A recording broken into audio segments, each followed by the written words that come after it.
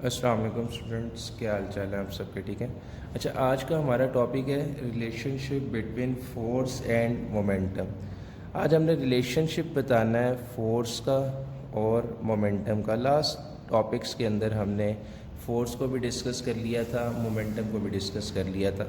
अब फोर्स और मोमेंटम का रिलेशनशिप है क्या इन शॉर्ट? पहले तो थोड़ा सा मैं आपको फोर्स और मोमेंटम के बारे में बता देता हूँ। मैंने आपको बताया था कि अगर कोई बॉडी रुकी हुई है तो अगर हमने उसको मूव करवाना है तो हम उसे क्या देंगे, क्या उस पर अप्लाई करेंगे? फोर्स अप्लाई करेंगे। और मैंने कहा था कि अगर कोई बॉडी मूव कर रही है तो अगर हमने उसको स्टॉप करना है, रोकना है, तो फिर भी हम क्या अप्लाई करेंगे? फोर्स अप्लाई करेंगे। फिर मैंने मोमेंटम का बताया था कि मोमेंटम बेसिकली प्रोडक्ट होती है किसकी? मैस एंड वेलोसिटी की। अगर कोई मैस है, जस्ट लाइक ये पेन आपको दिखाई दे रहा है, अगर कोई मैस है और वो किसी वेलोसिटी से मूव कर रहा है तो इन शॉर्ट उसके अंदर क्या है? मोमेंटम है। अब फोर्स और मोमेंटम का रिलेशनशिप क्या है, यहीं से आधी बात क्लियर हो जाती है। देखो, अब फॉर एग्जांपल ये बॉल पेंट, ये कोई एक मैस है मेरे पास यहाँ पे पड़ा हुआ है, ठीक हो गया। अब जब ये मैच रुका हुआ है, इस वक्त स्टॉप है, जब मैं इस पर फोर्स अप्लाई करूँगा, ये मैं अपने हाथ से फोर्स अप्लाई करूँ, जब मैं इस पर फोर्स अप्लाई करूँगा तो इस मैस में क्या पैदा हो जाएगी? वेलोसिटी पैदा हो जाएगी। और जब मैस में वेलोसिटी पैदा हो गई तो इन शॉर्ट इस मैस में क्या पैदा हो गया? मोमेंटम पैदा हो गया। किस वजह से? मेरे फोर्स लगाने की वजह से। अब हम इसको थोड़ा सा प्रूफ करते हैं साइंटिफिकली कि कैसे ये जो है, क्या कहते हैं, मीन इसकी कैसे डेरिवेशन निकलेगी, कैसे ये प्रूव होता है। स्टेटमेंट क्या है? स्टेटमेंट ये है कि जब फोर्स किसी भी बॉडी पर एक्ट होती है, जब फोर्स क्या होती है, किसी भी बॉडी पर एक्ट होती है, तो वहाँ पे क्या पैदा हो जाता है? एक्सेलरेशन पैदा हो जाता है। जैसे आपकी गाड़ी है, गाड़ी के अंदर क्या है? गाड़ी आपकी एक बॉडी है, उस पर जब फोर्स जब उस पर फोर्स लगेगी, अप्लाई होगी, तो उसमें क्या पैदा हो जाएगा? मूवमेंट आ जाएगी ना, एक्सेलरेशन पैदा हो जाएगा। और वो किसके इक्वल होगा? Rate of change of momentum के, कि वहाँ पर कितना मोमेंटम चेंज हो रहा है, ये किस पे डिपेंड कर रहा होगा? फोर्स के ऊपर। अगर फोर्स ज़्यादा लग रही होगी तो चेंज होने वाला मोमेंटम भी क्या होगा? ज़्यादा होगा। अगर फोर्स कम लग रही होगी तो चेंज होने वाला मोमेंटम भी कम होगा। अब for example consider a body, हम कंसीडर करते हैं ये एक बॉडी है, ठीक है। ये बॉडी का मैस मेरे पास एम है, ठीक हो गया। अब ये बॉडी की फिल वक्त कुछ ना कुछ इनिशियल वेलोसिटी है वी आई। अब इस पर मैं अप्लाई कर देता हूँ फोर्स।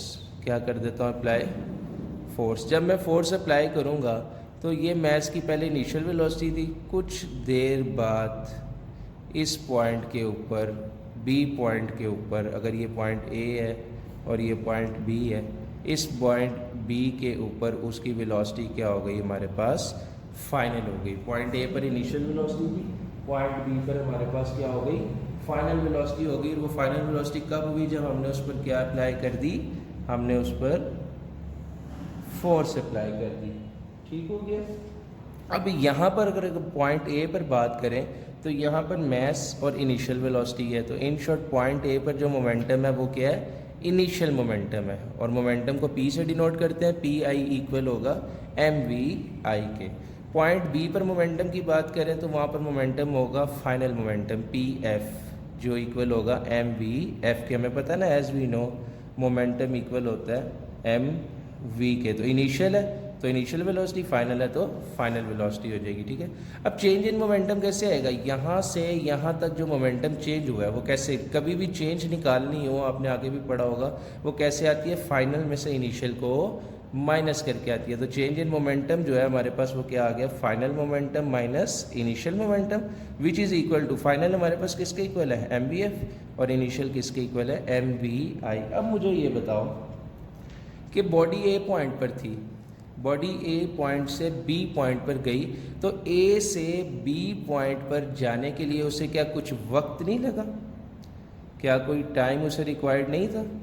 टाइम लगा ना, जाहिर सी बात है, चाहे वो 1 सेकंड हो, चाहे वो 2 सेकंड हो, चाहे वो 5 सेकंड हो, लेकिन ए पॉइंट से बी पॉइंट पे बॉडी को जाने के लिए कुछ ना कुछ वक्त लगा। वो वक्त अगर लगा तो फिर हम कहेंगे कि चेंज इन मोमेंटम हुआ है, तो उसमें क्या हुआ? Rate of change in momentum हुआ है। तो फिर हम दोनों तरफ टाइम से क्या कर देंगे? इसको डिवाइड कर देंगे। देखो मैंने इसको भी टाइम से डिवाइड कर दिया, इसको भी टाइम से डिवाइड कर दिया। अब ये हो गया change in momentum over time, ठीक हो गया। जो हमारी स्टेटमेंट थी चेंज इन मोमेंटम, ठीक हो गया, rate of change in momentum which is equal to the applied force. अब देखते हैं अप्लाइड फोर्स के इक्वल कैसे होगा। अब यहाँ पर MVF minus MVI over T है, mean final momentum minus initial momentum over time. इन दोनों में मैस कॉमन है, मैंने मैस को कॉमन निकाल लिया, अंदर बच गया VF minus VI over T. और हमें पता है एज वी नो कि एक्सेलरेशन इक्वल होता है change in velocity over time.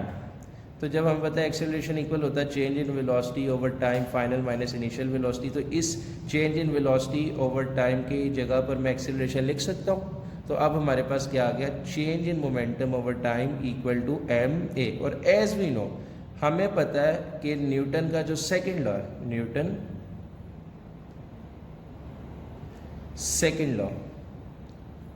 Newton second law है हमारे पास कि F फोर्स इक्वल है ma के। तो फोर्स इक्वल है ma के, तो क्या ma की जगह पर मैं फोर्स लिख सकता हूँ, मैंने यहाँ पर फोर्स लिख दिया। तो अब मेरे पास प्रूव हो गया कि change in momentum over time किसके इक्वल है, अप्लाइड फोर्स के। जितनी फोर्स ज़्यादा अप्लाई करूँगा उतना ही चेंज इन मोमेंटम भी क्या होगा, ज़्यादा हमारे पास होगा, और उस पर rate of change in momentum ज़्यादा होगा। इसका मतलब ये है कि मोमेंटम भी ज़्यादा होगा और उतना ही वक्त ज़्यादा लग रहा होगा।